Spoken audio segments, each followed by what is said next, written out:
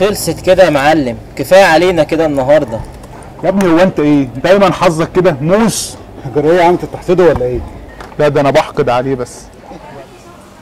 وبعدين بصراحه يعني انا ليا حق، خلي بالك ده راجل عايش بطوله، لا عيل يزن عليه ولا واحده كل شويه تقعد تقول له انت رحت فين وجيت منين. لا وايه، مروق على دماغه ال 24 ساعه، مش زينا مفحوط في الشغل. كل ده ومش حسد؟ امال لو بتحسده هتعمل معاه ايه؟ بس هو برضه اليوم حق، انت اول ما مديرك عمل لك مشكله سبته ومشيت. طبعا يا سيدي، ما الحاج والحاجه سايبين لك اللي يكفيك، هتشتغل ليه؟ يخرب بيت كده الراجل هيولع في وسطيكم. بقول لكم ايه، انا هتكل على الله. السلام خدني عليكم. معاك في طريقك وصلني. يا عم كده ماشيين اصلا كده كده.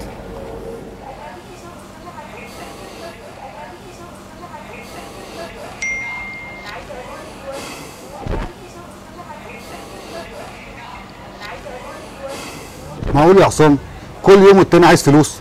انا مالي انا يا اخي، وانا كل يوم اقول لك تدخل بفلوسك البورصه وتضيعها وبعدين تنزل تشتغل بدل ما انت قاعد كده. بقول لك ايه يا عصام، انا عندي بيتي وعيالي اولى بكل قرش، انا مش زيك كده ولا عندي عيل ولا تايل.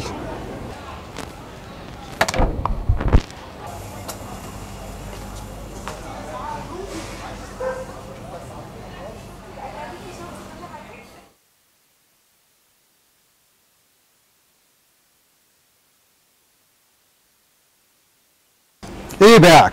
كنت مستني منه ايه؟ انه يبعتك زي كل مره؟ ما هو مش سبيل.